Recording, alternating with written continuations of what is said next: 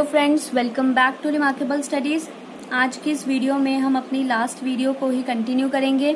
इससे जो पहले की वीडियो है उसमें हमने फंडामेंटल्स ऑफ पार्टनरशिप का मीनिंग पढ़ा है, पार्टनरशिप डीड के बारे में पढ़ा है। उसमें हमने पढ़ा कि किस किस तरह के न्यूमेरिकल्स हमें आएंगे सॉल्व करने के लिए और हम रेशो को कैसे सॉल्व करते हैं। आज की इस वीडियो में हम पढ़ेंगे कि profit and loss appropriation account हम कैसे बनाते हैं। मोस्ट इम्पॉर्टेंट टॉपिक है इस चैप्टर का। आपको पेपर में जो भी क्वेश्चन आएगा उसके लिए आपको एप्रोप्रिएशन अकाउंट बनाना आना बहुत ही ज़रूरी है। ध्यान से देखिएगा सारी वीडियो को। इस वीडियो को अगर आप अच्छे से देखेंगे आपको समझ आ जाएगा कि हम एप्रोप्रिएशन अकाउंट कैसे बनाते हैं। चलिए स्टार्ट करते हैं आज की वीडियो। अगर आपको याद हो, आपने +1 में एक चैप्टर पढ़ा है फाइनल अकाउंट्स। उसमें हम सबसे पहले बनाते हैं ट्रेडिंग अकाउंट। ट्रेडिंग अकाउंट के बाद बनता है प्रॉफिट एंड लॉस अकाउंट। फिर हम लास्ट में बनाते हैं उसमें बैलेंस शीट। अगर मैं आपको प्रॉपर सीक्वेंस बताऊं तो प्रॉफिट एंड लॉस अकाउंट के बाद एक और अकाउंट बनता है जिसको हम बोलते हैं profit and loss appropriation account. और फिर लास्ट में जो है वो बैलेंस शीट बनती है। अब एप्रोप्रिएशन अकाउंट होता क्या है? एप्रोप्रिएशन अकाउंट हम बनाते हैं कि हमारे पार्टनर से रिलेटेड जितनी भी एंट्रीज हैं, एडजस्टमेंट्स हैं, नोट कीजिए, पार्टनर से रिलेटेड जितनी भी एडजस्टमेंट्स हैं वो हम सारी एप्रोप्रिएशन अकाउंट में करते हैं। चाहे हमने पार्टनर्स को कोई इंटरेस्ट दिया है, उनको सैलरी दी है, वो हम सारा एप्रोप्रिएशन में शो करते हैं। या अगर हमने पार्टनर से कोई इनकम ली है, जैसे इंटरेस्ट ऑन ड्राइंग्स हम चार्ज करते हैं, वो एक तरह की इनकम होती है फर्म के लिए जो वो पार्टनर से चार्ज करते हैं, तो वो भी हम एप्रोप्रिएशन अकाउंट में ही शो करते हैं। यहाँ आप देख सकते हैं मैंने एक फॉर्मेट बनाया है एप्रोप्रिएशन अकाउंट का। मैक्सिमम जितनी चीज़ें एप्रोप्रिएशन अकाउंट में आ सकती हैं वो यही है। हार्डली कोई चीज़ होगी जो इसके अलावा इस अकाउंट में आएगी। जब वो हम क्वेश्चन सॉल्व करेंगे, अगर कोई चीज़ हुई ऐसी तो मैं आपको साथ ही में बता दूंगी।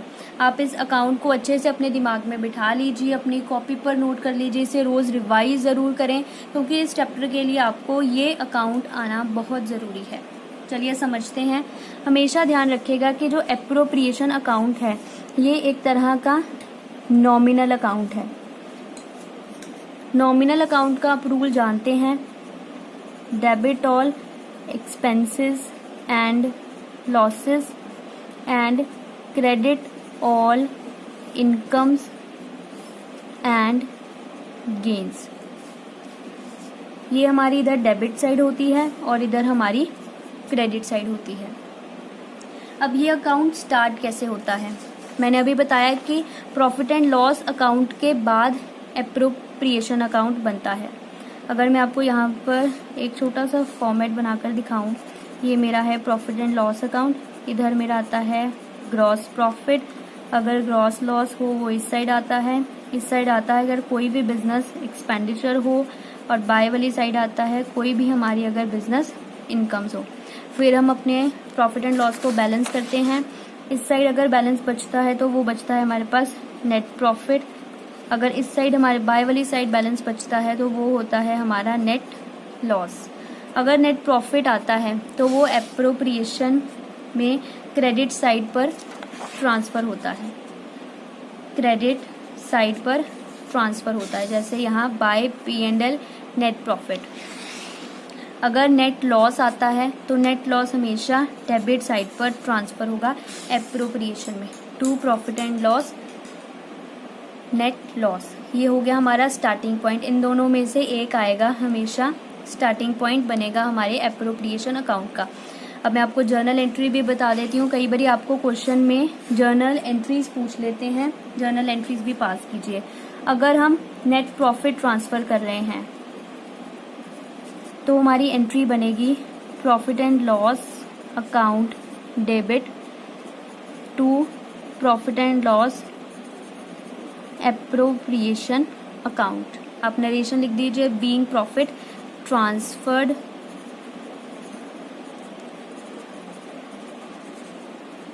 To appropriation account. अगर तो हम लॉस ट्रांसफ़र कर रहे हैं फॉर नेट लॉस, तो इसकी जर्नल एंट्री बनेगी प्रॉफिट एंड लॉस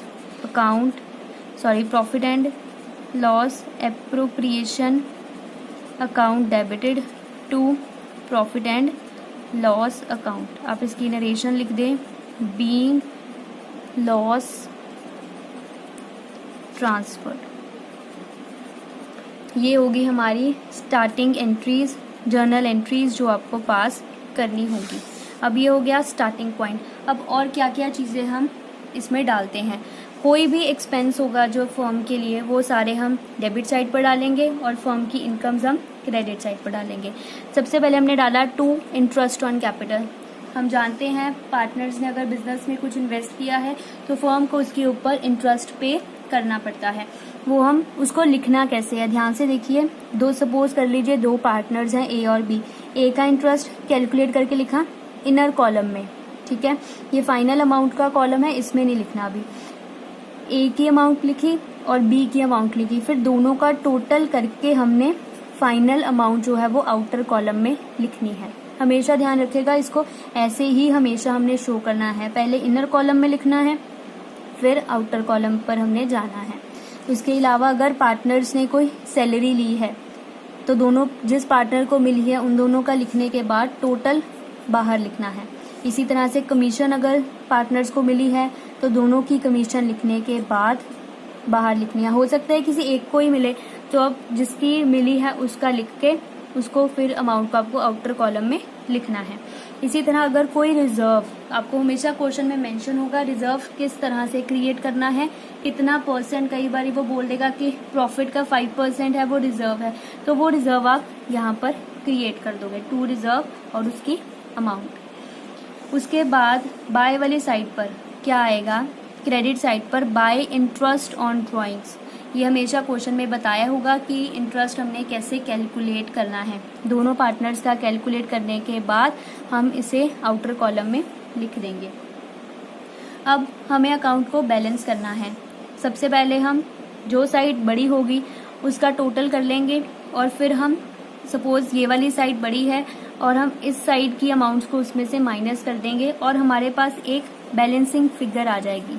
अगर वो बैलेंसिंग फिगर डेबिट साइड पर आ रही है तो वो होगा एक हमारा प्रॉफिट, और अगर वो बैलेंस क्रेडिट साइड पर बच रहा है तो वो हमारा होगा लॉस, ठीक है। और उस प्रॉफिट और लॉस को हम पार्टनर्स में डिस्ट्रीब्यूट करेंगे। रेशो मैंने आपको पिछले वीडियो में समझा दी है कि रेशो को हम कैसे सॉल्व करते हैं।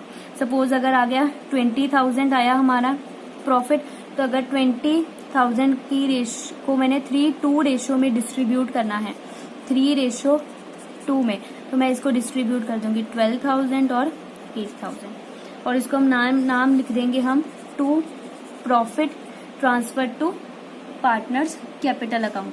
ए और बी जितना आएगा लिख के फाइनल अमाउंट इधर आएगी। इसी तरह से अगर लॉस आ जाता है तो लिखेंगे हम by loss transferred to partners capital account. Suppose यहाँ भी 20,000 बचा है, तो अगर मैं इसको 3:2 में डिस्ट्रीब्यूट करूँ तो आ जाएगा यहाँ पर 12,000 और यहाँ पर आ जाएगा 8,000 और ये बन गया हमारा profit and loss appropriation account. अगर आपको क्वेश्चन में इन चीज़ों के अलावा कोई और चीज़ मिल जाए तो आप हमेशा ध्यान रखिएगा वो आइटम हमेशा प्रॉफिट एंड लॉस की दी होगी। तो पहले आपको क्वेश्चन में प्रॉफिट एंड लॉस अकाउंट बनाना पड़ेगा। वर्किंग नोट्स में ध्यान रखिएगा, वर्किंग नोट्स में बनेगा हमेशा प्रॉफिट एंड लॉस अकाउंट, ठीक है। फिर उसका जितना बैलेंस बचेगा प्रॉफिट और लॉस, फिर वो इस अकाउंट में ट्रांसफर होगा। प्रॉफिट होगा तो इस साइड आ जाएगा, लॉस होगा तो इस साइड। सपोज आपको क्वेश्चन में दिया होगा कि अभी लोन के ऊपर कोई इंटरेस्ट पे करने वाला रहता है, तो वो इंटरेस्ट पहले हम इस साइड पे करेंगे, ठीक है। फिर उसके बाद हमारे पास आ जाएगा हमारा नेट प्रॉफिट जो हमने यहाँ पर ट्रांसफर करना है। यह हो सकता है कोई रेंट देने वाला रहता हो या कोई इनकम अभी जो यहाँ आएगी वो डालने वाली रहती है। तो आपको पहले प्रॉफिट एंड लॉस बनाना पड़ेगा, फिर आप एप्रोप्रिएशन जो है वो बनाओगे। ओके फ्रेंड्स, आई होप आपको अब समझ लग गया होगा कि हम एप्रोप्रिएशन अकाउंट क्यों बनाते हैं, कैसे बनाते हैं, प्रॉफिट एंड लॉस अकाउंट बनाना ज़रूरी है या नहीं है। बस फ्रेंड्स, इस वीडियो में इतना ही। नेक्स्ट वीडियो में हम पढ़ेंगे इंटरेस्ट ऑन कैपिटल का टॉपिक। बहुत ही इम्पॉर्टेंट टॉपिक है। हर क्वेश्चन में आपको इंटरेस्ट ऑन कैपिटल का पॉइंट जरूर मिलेगा जब आप एक्सरसाइज के क्वेश्चंस को सॉल्व करेंगे। तो नेक्स्ट वीडियो को मिस बिल्कुल मत कीजिएगा, बहुत ही इम्पॉर्टेंट वीडियो है। अगर आपने अभी तक चैनल सब्सक्राइब नहीं किया है तो सब्सक्राइब ज़रूर करें, ताकि जब भी मैं अपनी नेक्स्ट वीडियो डालूं आपको साथ ही में उसकी नोटिफिकेशन मिल जाए। और आप वीडियो को लाइक, शेयर और कमेंट करना जो है वीडियो पर मत भूलिएगा। Thank you.